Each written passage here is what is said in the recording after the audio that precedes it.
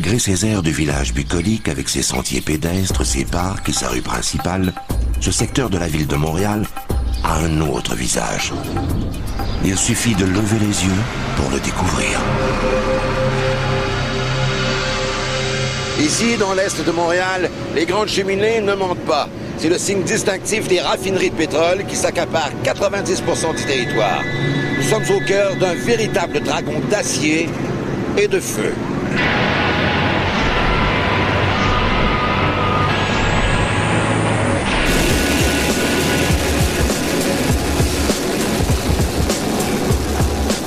Il n'y en a plus d'expansion à Montréal. S'il restait 5 ou 10 terrains pour bâtir des résidences, c'est tout le restant est occupé par l'industrie.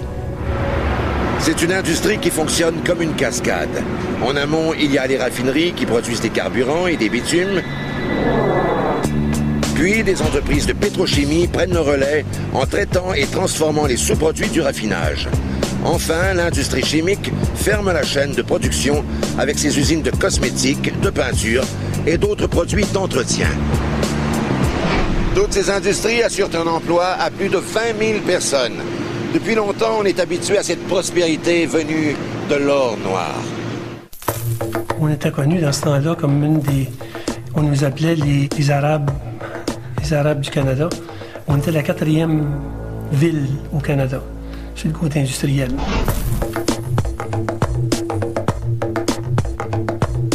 C'était ça l'or noir. C'est l'or noir qui coulait à flot ici à Montréal-Est. Quelqu'un qui avait un travail dans une raffinerie, c'était un travail à vie, très bien rémunéré. Les compagnies prenaient soin, là. Ils faisaient beaucoup d'argent, mais prenaient soin de leurs employés. Au plus fort des activités, les 6 raffineries de Montréal créent un boom économique sans précédent. Et ces raffineries draineront dans leur sillage une autre industrie de pointe, la pétrochimie. Ça peut transformer sous forme même de chapeau de sécurité, comme le vêtement, comme à peu près n'importe quoi.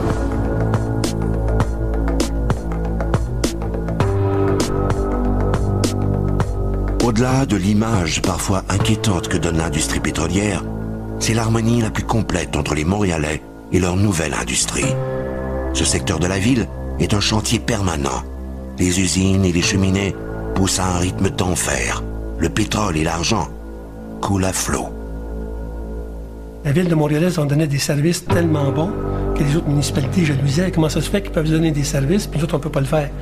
Mais on avait tellement d'argent qui rentrait qu'on remettait l'argent aux citoyens. Par exemple, en hiver, il y avait une tempête de neige. Quand le petit tracteur passait sur le trottoir, une personne qui avait son driveway, qui avait de la neige dessus, il reculait puis il envoyait de la neige dans la rue. Mais voilà qu'avec le temps, on découvre aussi que cette prospérité débridée a un prix à payer. Le dragon est nourri de matières hautement explosives par des kilomètres de tuyaux et de pipelines enfouis sous la ville. Et parfois, le monstre se réveille.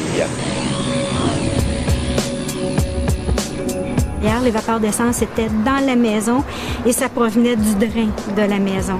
C'est très grave parce que n'importe quel accident pourrait se reproduire. C'est un excellent exemple pour montrer à quel point les résidents sont devenus très, très collés sur le milieu industriel. Alors, d'un côté, vous avez Canterne qui est ici avec ses réservoirs de produits pétroliers et qui parle d'agrandir ce parc pétrolier-là encore pour ajouter, doubler même leur production de réservoirs. Donc, nous, on considère que cette industrie-là n'aurait jamais dû être collée aussi près des résidents.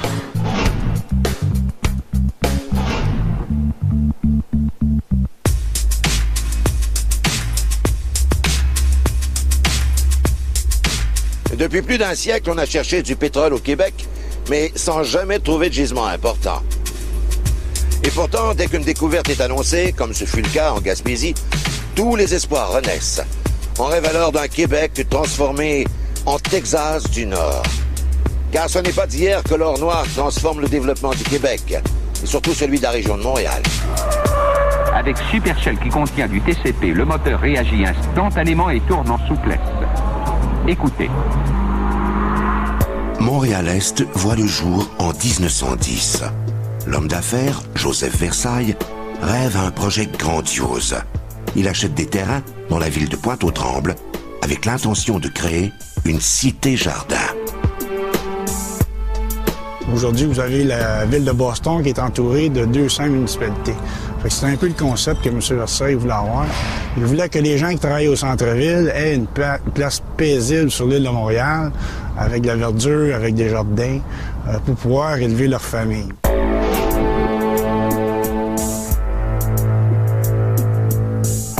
C'était clair, il avait fait du matériel publicitaire, un matériel publicitaire très précis et dans le ton de l'époque, en anglais, en français, pour vraiment inviter les gens à venir visiter son projet. Il y avait fabriqué des maisons modèles, comme ça se fait aujourd'hui. Des maisons témoins, en fait, pour pouvoir montrer aux gens qu'est-ce que ça avait de l'air. Ces maisons-là, il y avait à peu près, selon le dépliant publicitaire, environ 6 maisons différentes et que les gens pouvaient visiter. Parce qu'il faut dire que l'Est de Montréal, c'était considéré comme campagne. Il y avait beaucoup de gens qui avaient des chalets sur le bord de l'eau. Puis ils partaient de la ville, d'Outremont ou même de Westmont, pour s'en aller dans l'Est, parce que le fleuve, il servait du fleuve. Même ici à Montréal-Est, on avait un club nautique. Mais avec le déclenchement de la Première Guerre mondiale, l'affaire tourne mal. Les acheteurs sont incapables de payer et les matériaux de construction se font de plus en plus rares. Les gens étaient obligés de se débarrasser de leurs biens. Fait que la ville de Montréal-Est, qui était jeune de 4 ans, avait de la misère à respirer.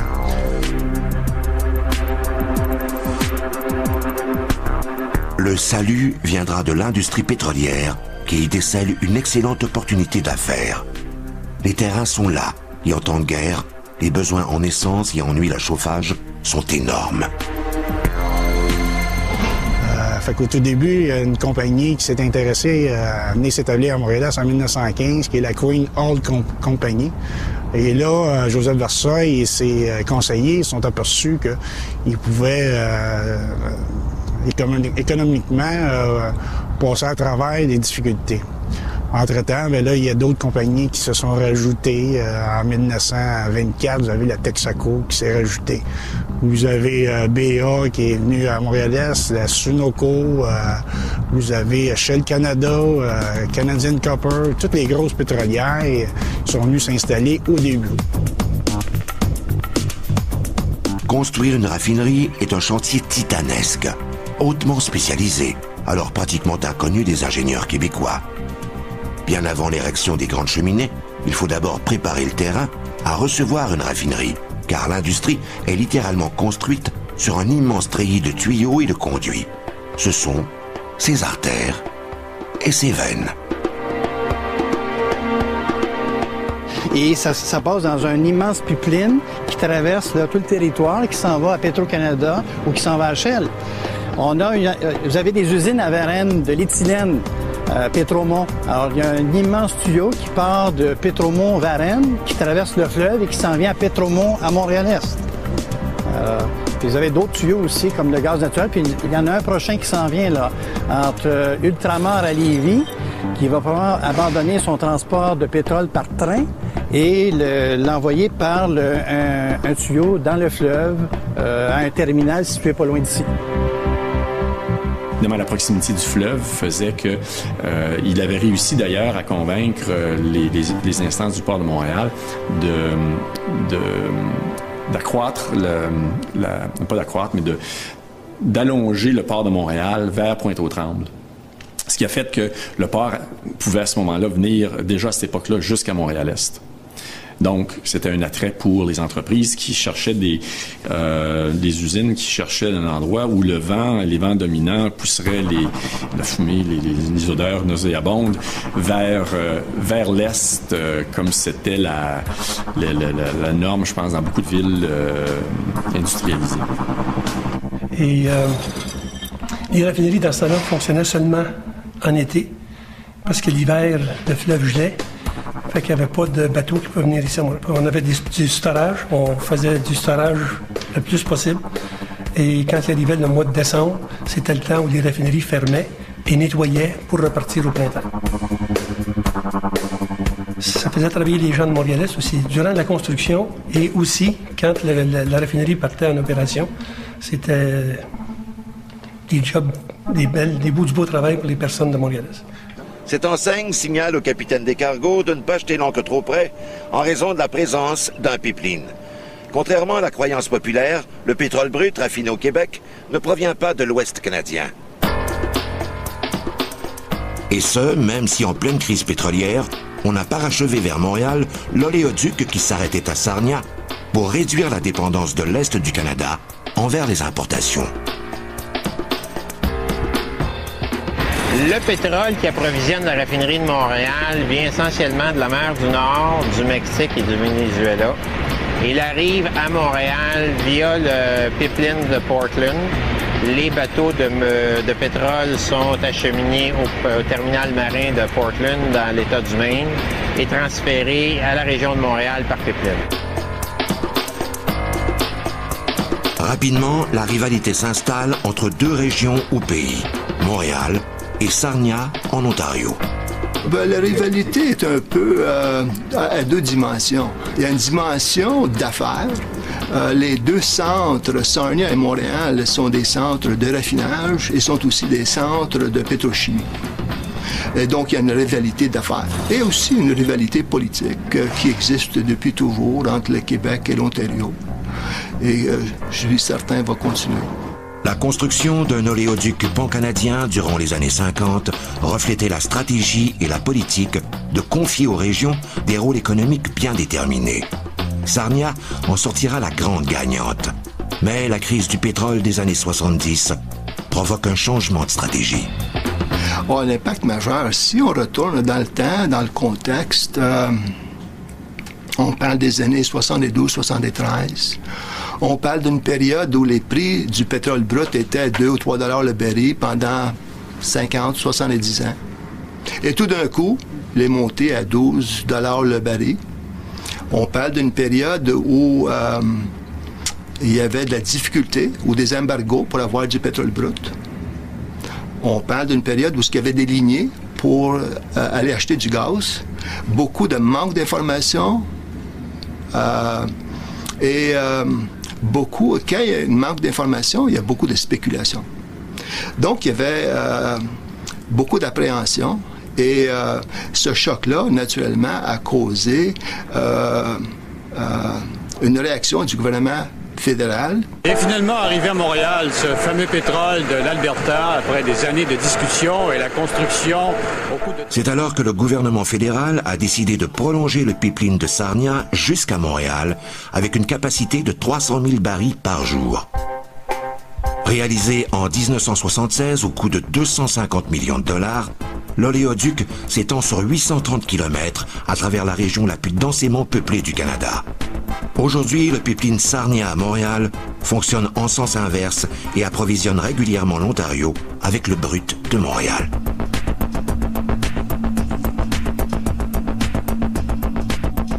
L'industrie pétrolière apporte une prospérité sans bornes aux citoyens. Montréal-Est devient rapidement la 4e ville la plus riche au pays et demeura, jusqu'au début des années 80, un des plus importants centres de transformation pétrolière au Canada. Les bons côtés, le travail qu'offraient ces raffineries-là, c'était des travails très bien rémunérés. On pouvait facilement élever les familles ici à Montréal-Est. Il y a même des gens de partout du Québec, comme mon père, qui est parti de Québec avec sa famille, ses frères, il est venu s'installer ici. Il n'y avait pas d'ouvrage dans le temps. Montréal-Est pouvait offrir des travails adéquats avec des salaires plus que raisonnables. Les avantages, vous aviez le déneigement. Vous arriviez à Montréal-Est, il n'y avait pas de neige. Vous arriviez à Montréal, il y avait de la neige. Ils nettoyaient même les entrées de charretières où les gens pouvaient stationner le véhicule. Ils allaient jusqu'à nettoyer les galeries des résidents. Vous aviez le sport, était gratuit. On a eu un centre civique ici en 1966 avec piscine, avec aréna, grâce aux pétrolières.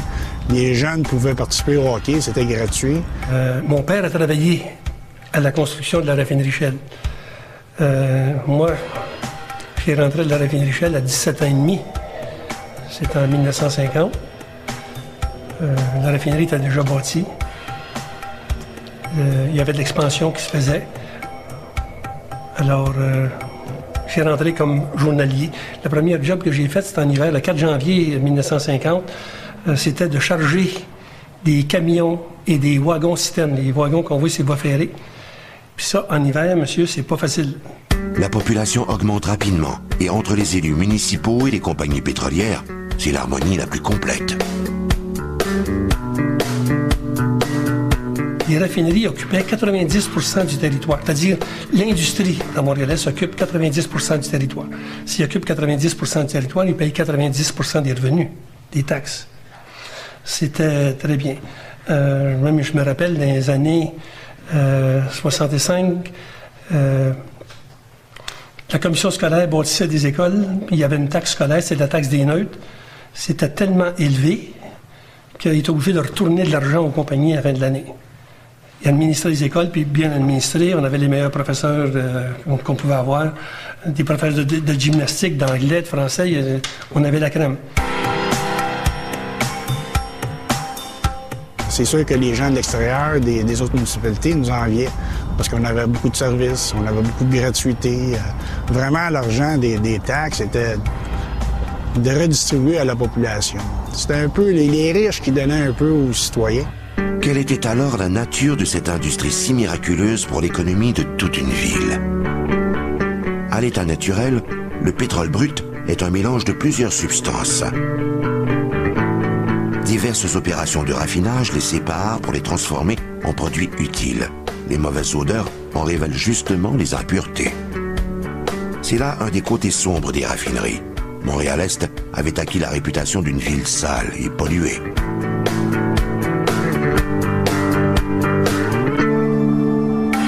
Il faut dire aussi que les premiers temps, il y avait des senteurs à Montréal-Est. Les senteurs de soufre qu'on sentait, le H2S, qu'on appelait dans le temps. Le complexe raffinerie pétrochimie de Montréal-Est est littéralement construit sur des kilomètres de tuyaux et de pipelines et encerclé d'immenses réservoirs. Ces réservoirs, comme les conduits qui les desservent, contiennent des matières hautement toxiques et inflammables et potentiellement explosives. Quand on parle de risques industriels majeurs, les risques sont de deux ordres. Il y a des entreprises qui risquent de façon qu'on ne souhaite jamais avoir des échappées de gaz toxiques et il y a d'autres entreprises qui risquent des explosions avec des produits inflammables.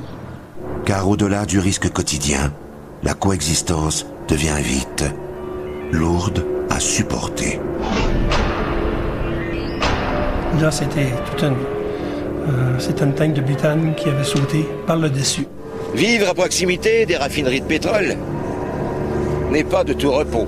Certains événements ont marqué la mémoire collective, comme l'explosion d'un réservoir de la compagnie Shell en plein hiver 1957.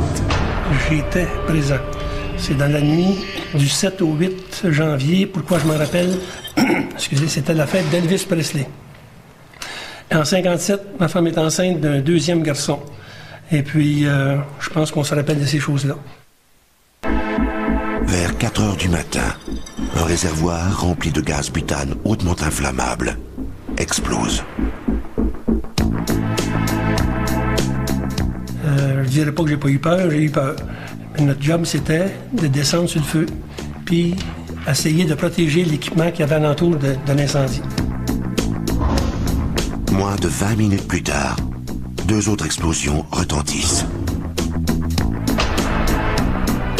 Si cette tank-là aurait sauté par le côté, si ça aurait brisé par le côté, on ne serait peut-être pas là, ou la ville de Montréal ne serait peut-être pas là non plus. La neige fondait, on avait eu de la pluie, je pense pas longtemps avant. Il faisait très froid cette nuit-là. Et puis, il y avait de la glace sur les poteaux de téléphone, puis ça fondait. Les gens qui demeuraient près de la rue Sherbrooke descendaient, les enfants en carrosse, là, parce que c'était des gens, surtout, c'était des vétérans, des maisons de vétérans. Puis ces gens-là, il y en a qui avaient connu la guerre, puis ils avaient connu, c'était quoi?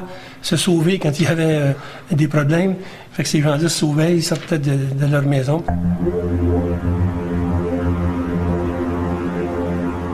Tellement que l'explosion, la chaleur faisait fondre la neige et il y avait des vitres de maisons qui éclataient.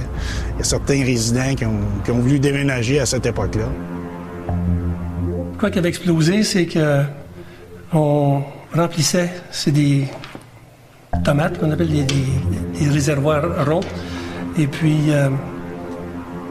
dans la production, mettons qu'ils faisaient 300 barils de butane par jour, sans le dire à personne, ils ont augmenté la production.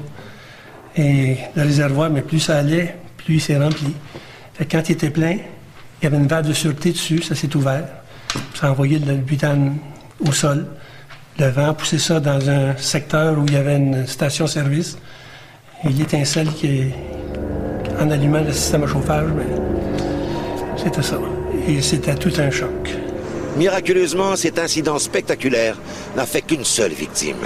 Mais ce sont aussi tous ces risques qu'apportait dans ses valises une telle industrie. C'est une ville industrielle, mais ça paraissait pas. Presque tout le monde travaillait. Mais oui, il y avait beaucoup c'était pas des riches, mais c'était des familles moyennes. Les salaires des compagnies étaient assez importants pour que les gens... C'était des grosses familles aussi. Chez nous, on était à 11, on demeurait au premier étage. Puis au deuxième étage, c'était une famille sire qui était 11 aussi. Les meilleurs souvenirs qu'on a, c'est quand un jeune venait me voir pour avoir du travail. Puis qui venait me revoir à peu près 6 mois après, avec une bouteille de vin, me dire « Je vous dois ça, parce que j'ai une bonne job, puis je suis content, puis des choses comme ça. » Mais le boom pétrolier tirait à sa fin pour l'est de Montréal. Après plusieurs décennies d'essor ininterrompu, les 2 crises pétrolières successives des années 70 forcent les compagnies à rationaliser leur production. 4 des 6 raffineries ferment leurs portes.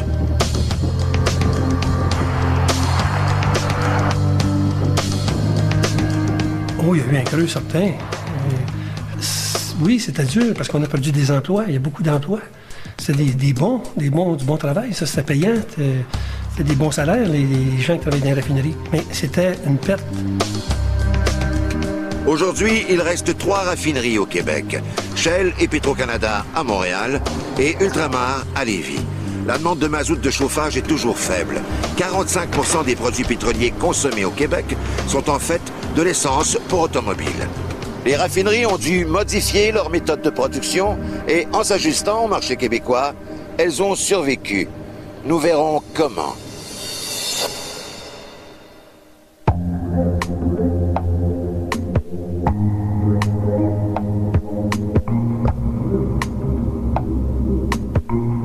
Au Québec, les raffineries ont été construites par des étrangers. Toutefois, l'industrie pétrolière québécoise a développé, avec le temps, ses propres particularités technologiques.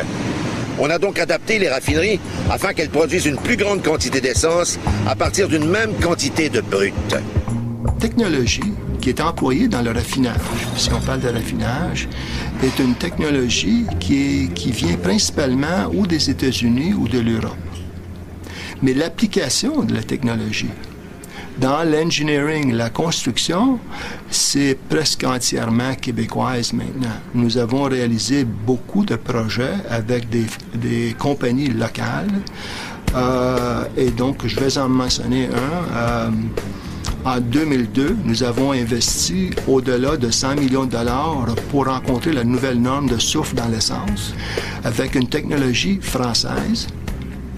Mais l'application, l'engineering, a été faite par une compagnie locale, SNC-Lavalin, qui a réalisé ce projet-là.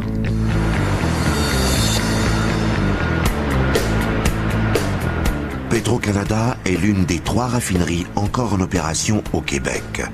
Elle est née de l'achat de Petrofina en 1981. À l'origine, la raffinerie avait une capacité de traitement de 3200 mètres cubes de pétrole brut par jour, comme si on remplissait 64 piscines olympiques.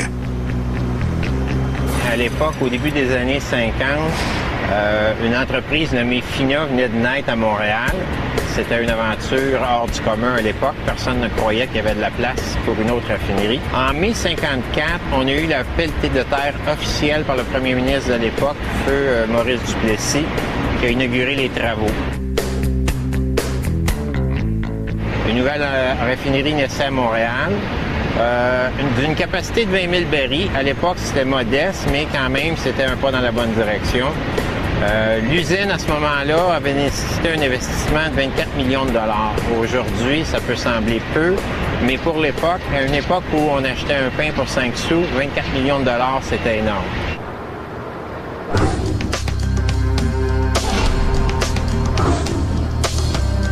Dans son état actuel aujourd'hui, avec les niveaux de complexité, l'ajout des unités qu'on a fait au fil des 50 dernières années, il en coûterait entre 1,5 et 2 milliards de dollars américains pour reconstruire le même site. Du quai, le pétrole brut emprunte une route invisible pour les citoyens de Montréal-Est.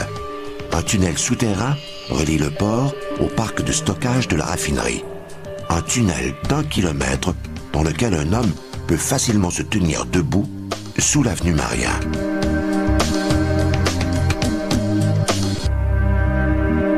On voit ici le fleuve, on voit notre quai, et pour relier nos installations jusqu'au quai, nous avons un tunnel que nous avons construit dans le roc, dans le béton, qui nous permet d'installer des pipelines d'une façon sécuritaire, qui ne dérange pas l'environnement, qui ne dérange pas la communauté.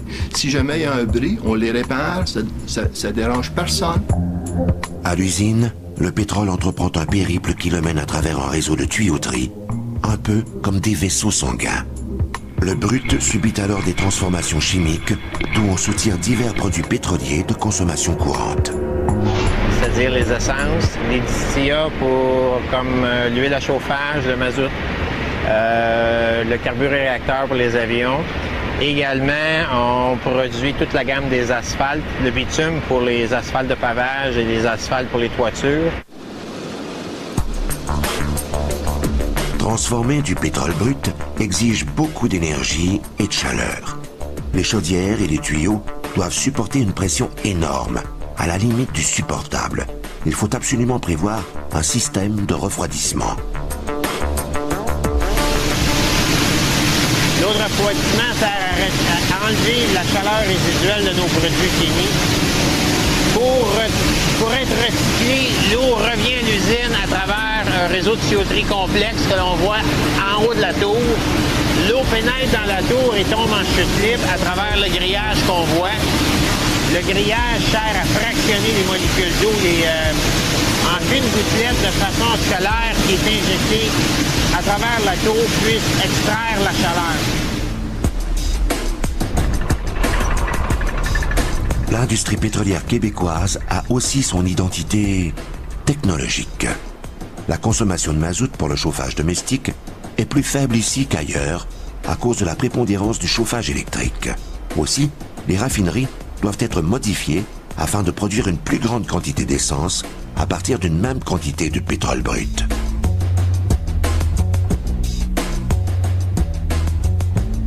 On est présentement à le râtelier principal. Les deux tronçons nord-sud sont complétés à 100 %. On est à insérer de la tuyauterie. On a commencé cette semaine à insérer de la tuyauterie dans les râteliers au niveau du premier palier, au râtelier principal, mais premier niveau. Ça va être pour traiter les distillats, les diesels, pour la mise en marché. Tout ça pour respecter la loi de protection de l'environnement qui a été votée en 1999 par le Parlement canadien. On va se devoir de mettre en marché des diesels à basse teneur en soufre. Bien que la technologie utilisée dans cette nouvelle unité de transformation du diesel soit américaine, ce sont des ingénieurs québécois de SNC Lavalin qui ont eu le mandat de construire l'usine. Ça va être une combustion beaucoup plus propre. Les résidus de combustion seront négligeables comparativement à ce qu'on a aujourd'hui pour un diesel commun. C'est dans ce laboratoire que l'on s'assure que les produits pétroliers de l'usine atteignent les standards des normes de consommation. Dans l'huile à chauffage, on va avoir des normes principalement pour la viscosité, sa façon de s'écouler, ses points de trouble et d'écoulement, c'est-à-dire s'assurer que l'hiver, le produit va continuer à couler dans les conduites. Pour l'essence, les normes qu'on a viennent du gouvernement fédéral et provincial. Ça va concerner en partie les indices d'octane. Ça va considérer les tensions de vapeur et pression qui se construit au-dessus du liquide. Vous avez un réservoir d'essence. L'hiver, vous devez avoir une essence qui fonctionne, qui va s'allumer facilement pour démarrer votre moteur. Le problème va être inverse l'été. Si vous avez trop de pression, votre moteur va avoir des difficultés à démarrer. Mais les raffineries génèrent aussi une foule de sous-produits. Ces matières premières sont à l'origine d'une nouvelle industrie de pointe au Québec, la pétrochimie. La pétrochimie, c'est vaste. Quand on parle de joueurs de la pétrochimie, on pense à Pétromont, exemple dans Montréal-Est. Donc, on pense à Coastal, on pense à Interkisa, on pense à PTT Poly-Canada. L'industrie pétrochimique est depuis longtemps une industrie contrôlée par de grandes multinationales qui ont la main mise sur les moyens de production, de distribution, sur l'offre et la demande. Et pourtant, malgré sa taille restreinte, l'expertise québécoise en pétrochimie est de plus en plus reconnue, et ce, partout dans le monde. Au Québec, une trentaine d'entreprises existent grâce aux produits pétrochimiques. Une réalité peu connue. Elles sont majoritairement situées dans la région de Montréal parce qu'elles dépendent du raffinage et qu'elles doivent échanger entre elles des matières transformées à partir du pétrole. Si on parle, exemple, de l'essence comme telle, un des éléments qui est indésirable dans l'essence, c'est le benzène. Le benzène peut être transformé ensuite en différents produits. Fait qu'on va sortir du benzène le cumène va devenir le phénol. Et le phénol est utilisé, entre autres, dans le fameux Lipsil, le baume pour les lèvres. Une des premières transformations du pétrole se fait directement dans les laboratoires pétrochimiques des raffineries, comme ici, à Petro-Canada. Surtout, on ne voit pas beaucoup des produits, les premiers produits de base parce qu'ils n'ont pas vraiment une utilisation dans l'industrie. Ils sont transformés 1, 2, 3 et même 4 fois pour donner les produits finis tels que le polystyrène en tasse, en contenant, en isolant rigide pour les maisons et le reste. Le xylène est transformé en produits, en polyester, des vêtements haut de gamme, en produits plastiques pour les contenants, pour les emballages. Il y a une autre route invisible entre les usines pétrochimiques. Afin de pouvoir s'échanger régulièrement des sous-produits, elles sont reliées entre elles par un réseau de canalisation souterraine. Certains de ces pipelines traversent même le fleuve pour alimenter en matières premières, depuis les raffineries de Montréal-Est, les installations de Pétromont à Varennes. L'usine de Pétromont transforme le gaz éthylène en résine de polyéthylène qui sert à la fabrication d'emballages, de tuyaux, de pièces automobiles et de jouets. La pétrochimie est un pilier économique du Québec. Ses exportations à l'extérieur du Canada s'élèvent chaque année à plus de 1 demi-milliard de dollars. 86% sont destinés aux États-Unis. Lavalin est impliqué depuis longtemps dans la construction de ces équipements de pointe, y compris la dernière venue à Montréal-Est, Interkisa. Interkisa, c'est un projet clé en main qu'on appelle, c'est-à-dire que le client nous a demandé de lui fournir une usine basée sur une technologie qu'il nous fournissait, de lui fournir une usine complète, prête à être opérée. Donc ça a été un projet clé en main dans lequel on a fait et la conception, et la construction, et l'approvisionnement de tous les équipements. Mais ce savoir-faire demeure mondial et est toujours contrôlé par de puissantes multinationales. N'entre pas qui veut dans ce club select. L'expertise québécoise commence à faire son nid. Je dirais que oui, dans un sens que, on est francophone. Et la pétrochimie est vraiment un marché anglophone à bien des niveaux. Donc, en Afrique du Nord, cette connaissance-là nous aide énormément. Mais les raffineries, les usines pétrochimiques prennent aussi un lourd tribut. Tous les mardis à 11 heures, quelqu'un qui habite pas Montréal-Est, il se demande ce qui se passe ici, parce que ça sonne une après l'autre. Les compagnies s'appellent entre eux autres pour savoir si tout le monde est en place, est en poste. en cas d'un événement là, majeur. On ne cohabite pas avec ces géants comme avec n'importe quelle usine. On est toujours en alerte. La sirène du mardi rappelle aux citoyens qu'un accident en apparence banal peut avoir des conséquences dramatiques. Afin de maintenir les effectifs et la population en état d'alerte, les raffineries ont donc convenu d'un code d'urgence. En effet, à tous les mardis, à 11 heures précises, les sirènes retentissent à tour de rôle. C'est le signal qui indique que tout est en place au cas où un drame se produirait. Ils vont retentir en même temps, justement pour faire un essai là, au niveau sonore, là, si tout fonctionne.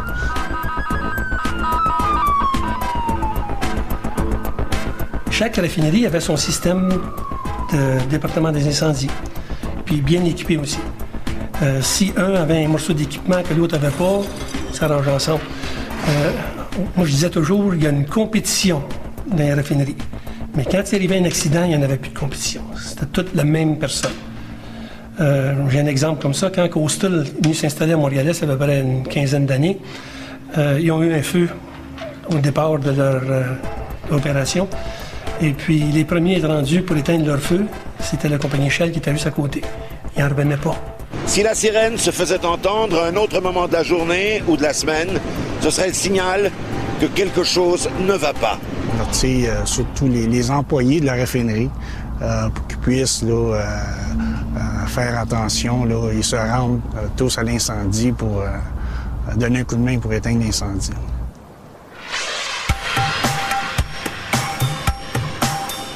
Le pire scénario qu'on pourrait avoir ici. Ça, c'est un peu de réservoir qu'on a au champ nord, en haut du métropolitain.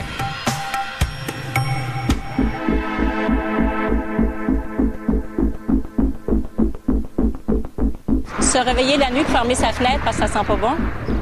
Ce qui nous vient spontanément comme dérangement, c'est plutôt le bruit, les odeurs, les nuisances globales.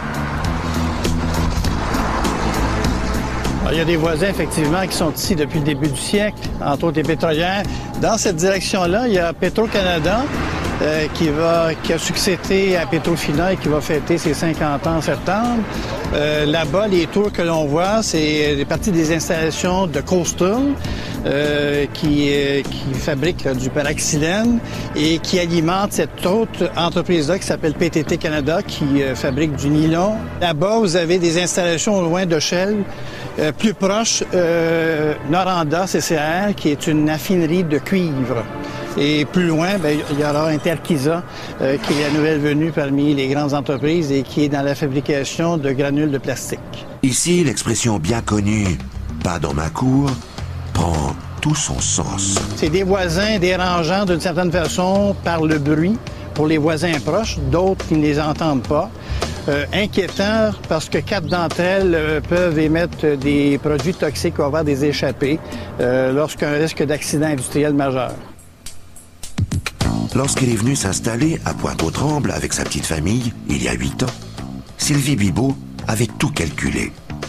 Située à plus de 10 km des raffineries et des usines pétrochimiques, près d'un parc nature où il y avait même des marécages, rien ne pouvait l'atteindre. Erreur. La réalité la rejoint un soir de juillet 2003.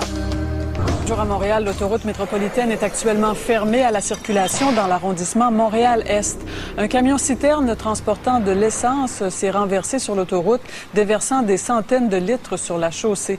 Cet accident a fait en sorte que l'essence s'est déversée dans la rue et il y a un peu d'essence qui a tombé dans l'égout pluvial. Et les vapeurs d'essence ont circulé dans l'égout pluvial et les vapeurs ont rentré dans la maison par le drain de la maison. Oui, parce qu'on avait appris finalement qu'à Pointe-aux-Trembles, un autre risque, nous avions le réseau pluvial et le réseau d'égouts étaient dans certains milieux dans le même conduit. Et les échappées de pétrole dans les puisards d'égouts pluviaux se sont ramassées, les vapeurs se sont ramassées dans les cabinets de toilettes de résidence à 6 km d'ici. Concentrer nos effectifs pour vérifier les canalisations parce que notre problématique était souterraine. L'incident qui a frappé de plein fouet la famille Bibeau a rappelé aux résidents du coin un vieux principe de guerre. Il faut combattre le danger que l'on voit et se méfier de celui que l'on ne voit pas. Ce qu'on ne voit pas, c'est les milliers de kilomètres de tuyaux qui circulent entre les terminaux pétroliers et les raffineries. Et ce n'est pas fini. Ultramar a dans ses cartons le projet Pipeline Saint-Laurent. Un pipeline de 255 km de long qui relie Lévis et Montréal pour remplacer le dangereux Ultra-Train.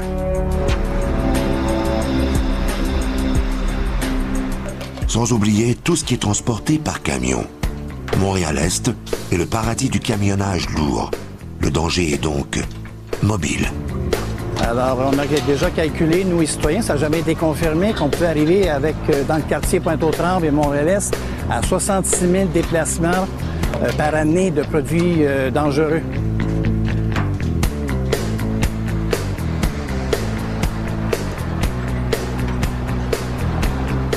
Là, on parle plus de sources mobiles, parce que là, c'est un camion d'essence qui a circulé et qui a eu un accident et dont l'essence s'est déversée.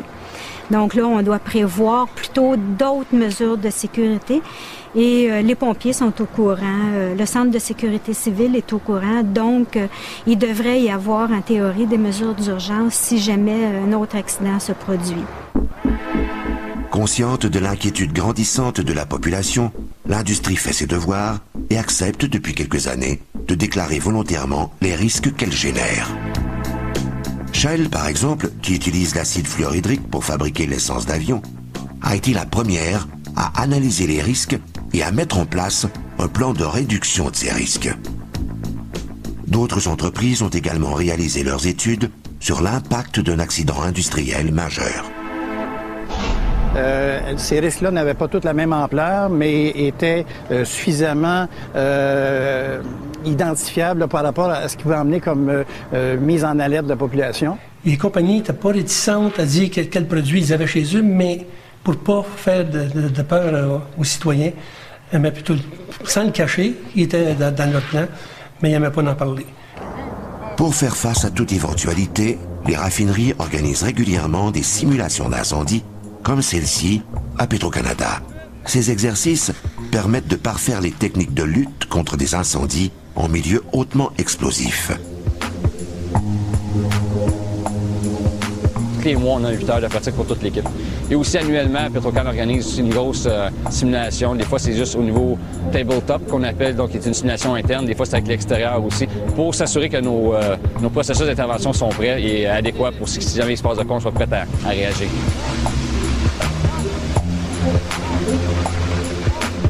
Bon, comme n'importe quel incendie, les premières minutes sont toujours importantes. Donc, c'est pour ça que Petro-Canada s'est doté de véhicules comme on a en arrière de nous, avec de haute performance, avec des gros volumes.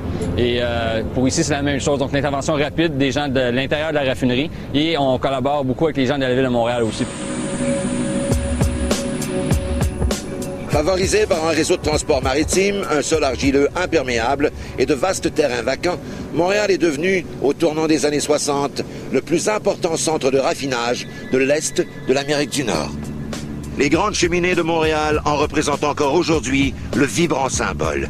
C'est le symbole d'une industrie qui a entraîné Montréal et tout le Québec vers un boom économique sans précédent.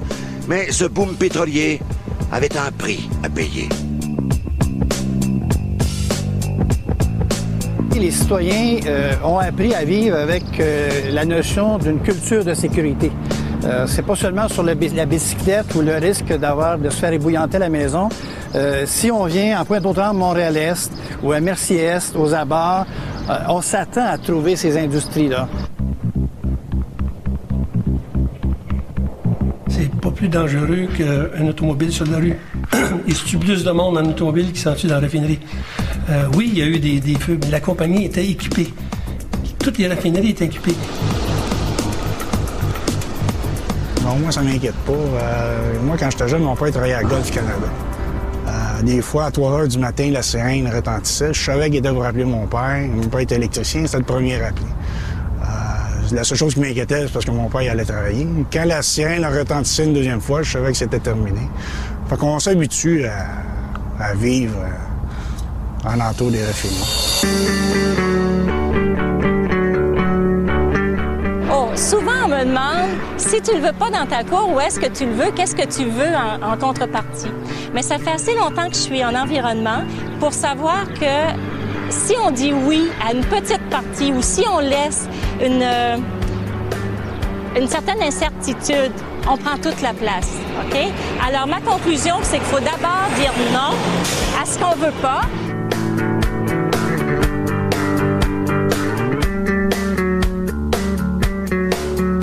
En plus des 3 raffineries, le Québec compte aujourd'hui quelques 380 entreprises qui gravitent dans ce secteur d'activité. Avec ses risques et ses périls, l'industrie du raffinage et de la pétrochimie a ici au rang des plus grands une nouvelle génération d'entrepreneurs qui ont graduellement fait leur place dans un monde qu'ils ne connaissaient pas. Et derrière ces grandes cheminées, c'est aussi mobilisé une nouvelle génération de citoyens qui ont appris à vivre et à prospérer ensemble et Montréal-Est de continuer à croître.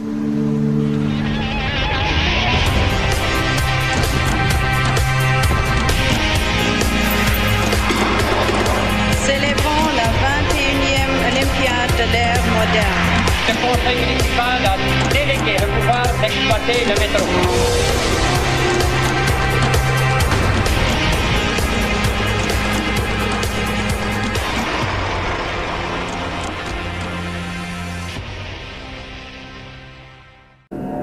Quand on parle de risques industriels majeurs, les risques sont de 2 ordres. Il y a des entreprises qui risquent de façon qu'on ne souhaite jamais avoir des échappées de gaz toxiques et il y a d'autres entreprises qui risquent des explosions avec des produits inflammables.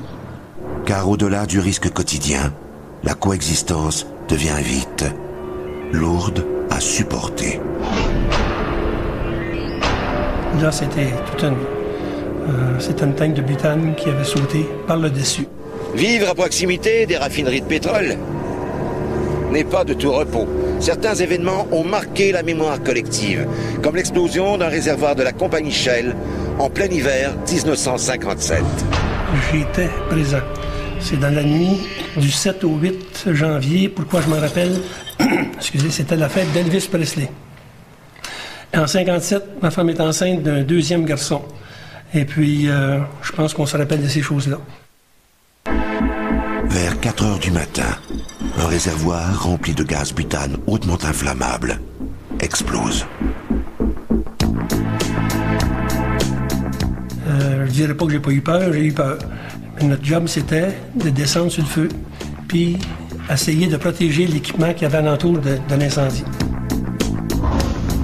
Moins de 20 minutes plus tard, 2 autres explosions retentissent. Si cette tank-là aurait sauté par le côté, si ça aurait brisé par le côté, on ne serait peut-être pas là, ou la ville de Montréal ne serait peut-être pas là non plus. La neige fondait, on avait eu de la pluie, je pense pas longtemps avant. Il faisait très froid cette nuit-là. Et puis, il y avait de la glace sur les poteaux de téléphone, puis ça fondait. Les gens qui demeuraient près de la rue Sherbrooke descendaient, les enfants en carrosse, là, parce que c'était des gens, surtout, c'était des vétérans, des maisons de vétérans. Puis ces gens-là, il y en a qui avaient connu la guerre, puis ils avaient connu, c'était quoi? Se sauver quand il y avait des problèmes. Fait que ces gens-là se sauvaient, ils sortaient de leur maison.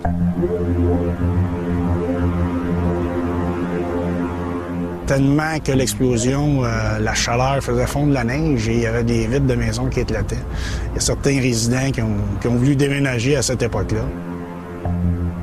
Quoi qui avait explosé, c'est que on remplissait, c'est des tomates qu'on appelle des réservoirs ronds. Et puis, dans la production, mettons qu'ils faisaient 300 barils de butane par jour, sans le dire à personne, ils ont augmenté la production. Et le réservoir, mais plus ça allait, plus il s'est rempli. Fait que quand il était plein, il y avait une valve de sûreté dessus, ça s'est ouvert. Ça a envoyé de la butane au sol. Le vent poussait ça dans un secteur où il y avait une station-service. Et l'étincelle en allumant le système à chauffage, mais c'était ça. Et c'était tout un choc. Miraculeusement, cet incident spectaculaire n'a fait qu'une seule victime. Mais ce sont aussi tous ces risques qu'apportait dans ses valises une telle industrie. C'est une ville industrielle, mais ça paraissait pas. Presque tout le monde travaillait. Mais oui, il y avait beaucoup de... C'était pas des riches, mais c'était des familles moyennes. les salaires des compagnies est assez important pour que les gens... C'est des grosses familles aussi. Chez nous, on était à 11, où on demeurait au premier étage. Puis au deuxième étage, c'était une famille cire qui était 11 aussi. Les meilleurs souvenirs qu'on a, c'est quand un jeune venait me voir pour avoir du travail. Puis qui venait me revoir à peu près 6 mois après, avec une bouteille de vin, me dire « Je vous dois ça, parce que j'ai une bonne job, puis je suis content, puis des choses comme ça. » Mais le boom pétrolier tirait à sa fin pour l'est de Montréal. Après plusieurs décennies d'essor ininterrompu, les 2 crises pétrolières successives des années 70 forcent les compagnies à rationaliser leur production.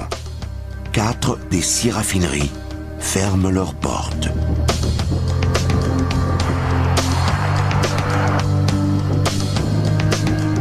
Oh, il y a eu un creux certain. Oui, c'était dur parce qu'on a... 250 millions de dollars, l'oléoduc s'étend sur 830 km à travers la région la plus densément peuplée du Canada. Aujourd'hui, le pipeline Sarnia à Montréal fonctionne en sens inverse et approvisionne régulièrement l'Ontario avec le brut de Montréal.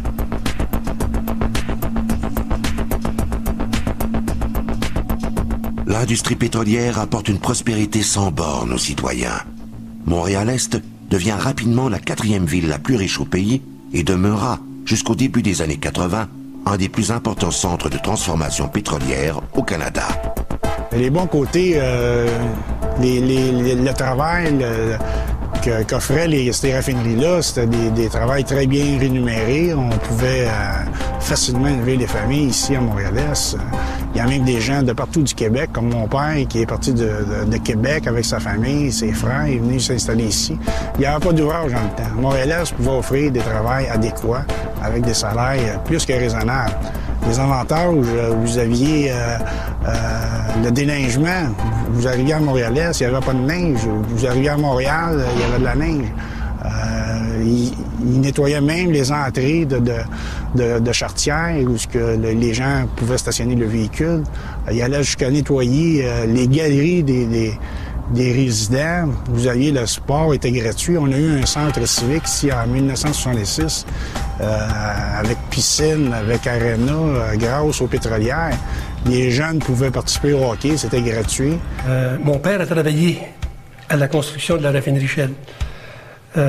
Moi, j'ai rentré de la raffinerie Shell à 17 ans et demi. C'était en 1950. La raffinerie était déjà bâtie. Il y avait de l'expansion qui se faisait. Alors, j'ai rentré comme journalier. Le premier job que j'ai fait, c'était en hiver, le 4 janvier 1950. C'était de charger des camions et des wagons-citernes, les wagons qu'on voit sur les voies ferrées. Puis ça, en hiver, monsieur, c'est pas facile. La population augmente rapidement et entre les élus municipaux et les compagnies pétrolières, c'est l'harmonie la plus complète. Les raffineries occupaient 90% du territoire, c'est-à-dire l'industrie à Montréal-Est occupe 90% du territoire. S'il occupe 90% du territoire, il paye 90% des revenus, des taxes. C'était très bien. Même je me rappelle, dans les années 65, la commission scolaire bâtissait des écoles, puis il y avait une taxe scolaire, c'est la taxe des neutres. C'était tellement élevé qu'il était obligé de retourner de l'argent aux compagnies à la fin de l'année. Il administrait les écoles, puis bien administré. On avait les meilleurs professeurs qu'on pouvait avoir, des professeurs de gymnastique, d'anglais, de français. On avait la crème. C'est sûr que les gens de l'extérieur, des autres municipalités, nous enviaient parce qu'on avait beaucoup de services, on avait beaucoup de gratuité. Vraiment, l'argent des taxes était de redistribuer à la population. C'était un peu les riches qui donnaient un peu aux citoyens. Quelle était alors la nature de cette industrie si miraculeuse pour l'économie de toute une ville? À l'état naturel, le pétrole brut est un mélange de plusieurs substances. Diverses opérations de raffinage les séparent pour les transformer en produits utiles.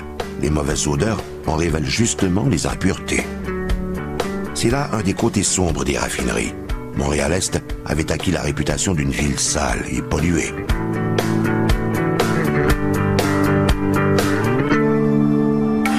Il faut dire aussi que les premiers temps, il y avait des senteurs à Montréal-Est. les senteurs de soufre qu'on sentait, le H2S, qu'on appelait dans le temps. Le complexe raffinerie pétrochimie de Montréal-Est est littéralement construit sur des kilomètres de tuyaux et de pipelines et encerclé d'immenses réservoirs. Ces réservoirs, comme les conduits qui les desservent, contiennent des matières hautement toxiques et inflammables et potentiellement explosives.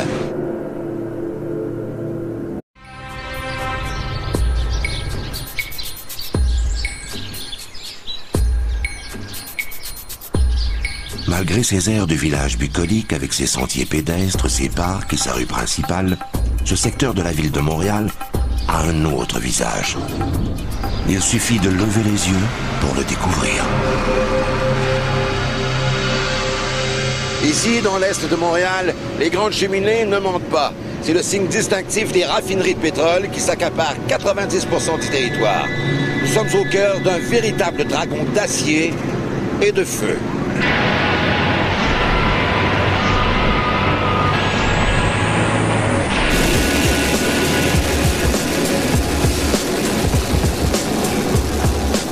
Il n'y en a plus d'expansion à Montréal. S'il restait 5 ou 10 terrains pour bâtir des résidences, c'est tout. Tout le restant est occupé par l'industrie.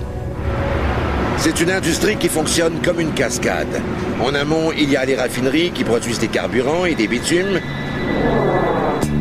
Puis, des entreprises de pétrochimie prennent le relais en traitant et transformant les sous-produits du raffinage.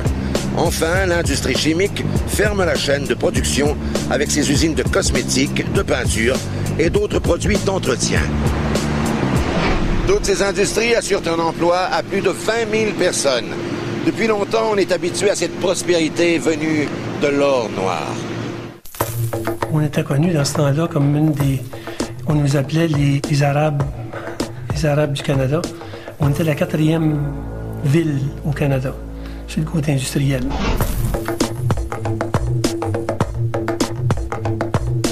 C'était ça l'or noir. C'est l'or noir qui coulait à flot ici à Montréal-Est. Quelqu'un qui avait un travail dans une raffinerie, c'était un travail à vie, très bien rémunéré. Les compagnies prenaient soin, là. Ils faisaient beaucoup d'argent, mais prenaient soin de leurs employés. Au plus fort des activités, les 6 raffineries de Montréal créent un boom économique sans précédent. Et ces raffineries draineront dans leur sillage une autre industrie de pointe, la pétrochimie. Ça peut être transformé sous forme même de chapeau de sécurité, comme le vêtement, comme à peu près n'importe quoi.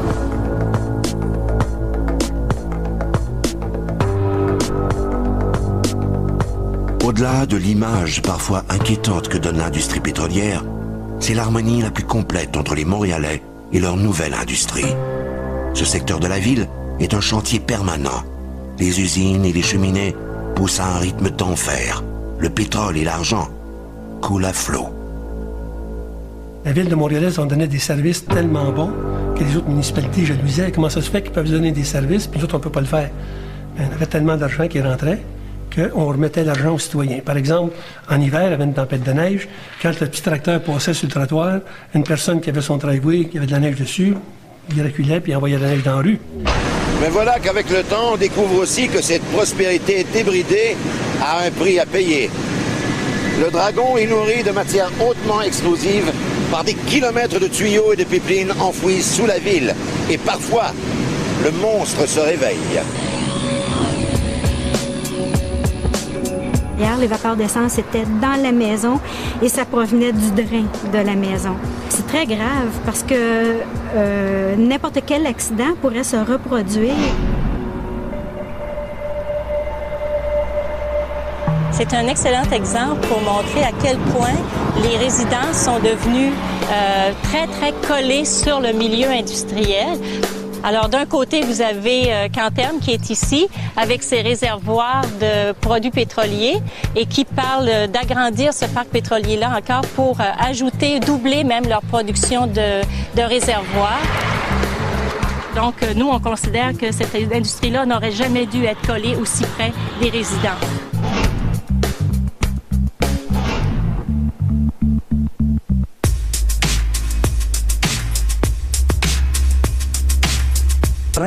Et l'envoyer par un tuyau dans le fleuve à un terminal situé pas loin d'ici. Évidemment, la proximité du fleuve faisait que il avait réussi d'ailleurs à convaincre les instances du port de Montréal d'accroître pas d'accroître, mais d'allonger le port de Montréal vers Pointe-aux-Trembles.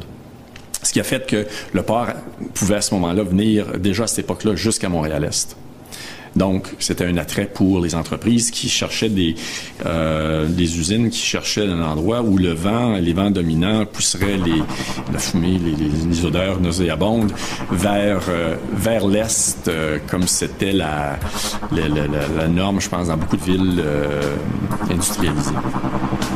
Et les raffineries, dans ce temps-là, fonctionnaient seulement en été, parce que l'hiver, le fleuve gelait. Fait qu'il n'y avait pas de bateaux qui pouvaient venir ici. On avait du storage. On faisait du storage le plus possible. Et quand il arrivait le mois de décembre, c'était le temps où les raffineries fermaient et nettoyaient pour repartir au printemps. Ça faisait travailler les gens de Montréal-Est aussi durant la construction et aussi quand la raffinerie partait en opération. C'était des jobs, des bouts du beau travail pour les personnes de Montréal-Est. Cette enseigne signale au capitaine des cargos de ne pas jeter l'ancre trop près en raison de la présence d'un pipeline. Contrairement à la croyance populaire, le pétrole brut raffiné au Québec ne provient pas de l'Ouest canadien.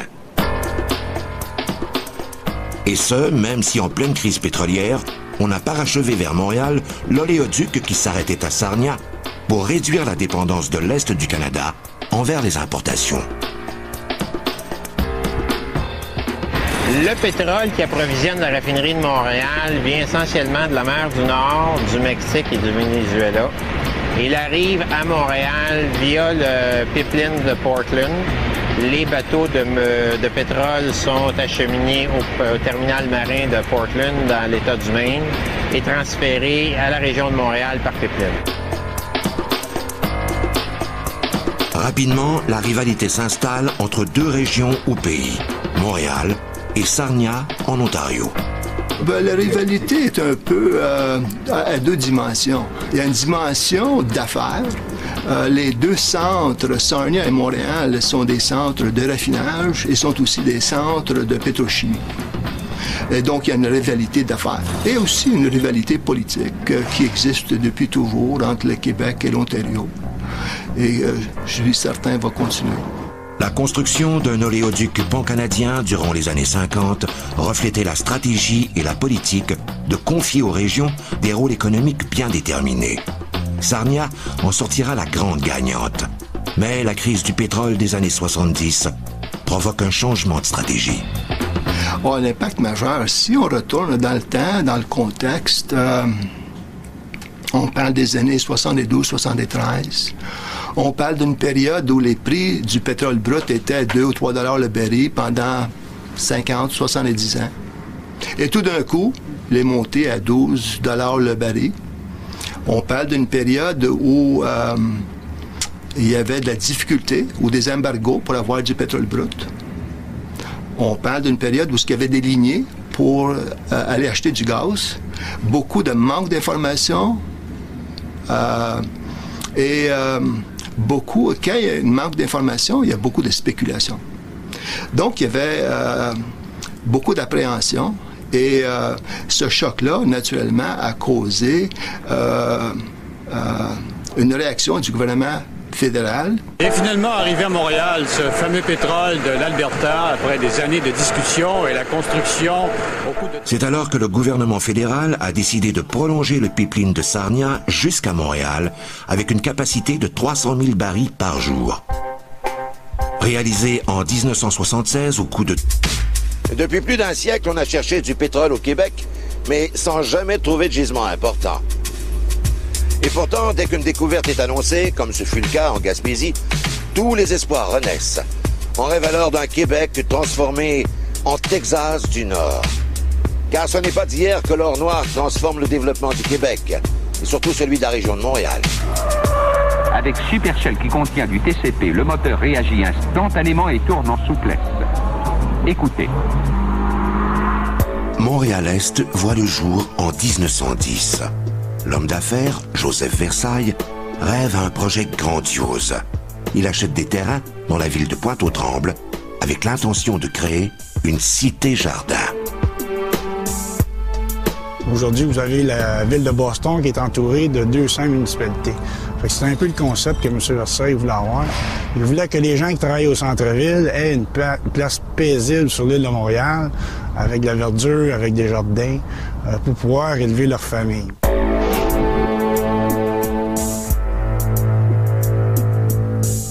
C'était clair, il avait fait du matériel publicitaire, un matériel publicitaire très précis et dans le ton de l'époque, en anglais, en français, pour vraiment inviter les gens à venir visiter son projet. Il y avait fabriqué des maisons modèles, comme ça se fait aujourd'hui. Des maisons témoins, en fait, pour pouvoir montrer aux gens qu'est-ce que ça avait de l'air. Ces maisons-là, il y avait à peu près, selon le dépliant publicitaire, environ 6 maisons différentes que les gens pouvaient visiter.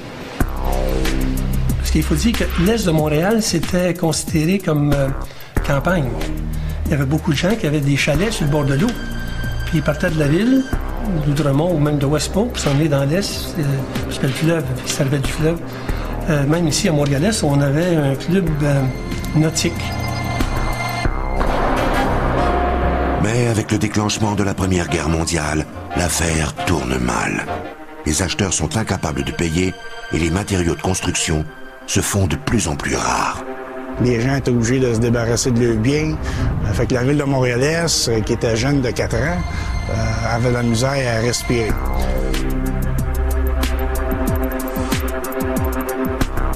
Le salut viendra de l'industrie pétrolière qui y décèle une excellente opportunité d'affaires. Les terrains sont là et en temps de guerre, les besoins en essence et en huile à chauffage sont énormes. Fait qu'au tout début, il y a une compagnie qui s'est intéressée à venir s'établir à Montréal en 1915, qui est la Queen Oil Company. Et là, Joseph Versailles et ses conseillers sont aperçus qu'ils pouvaient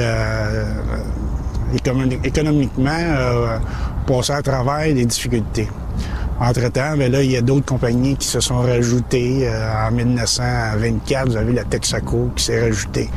Vous avez BA qui est venu à Montréal-Est, la Sunoco, vous avez Shell Canada, Canadian Copper, toutes les grosses pétrolières sont venues s'installer au début. Construire une raffinerie est un chantier titanesque, hautement spécialisé, alors pratiquement inconnu des ingénieurs québécois.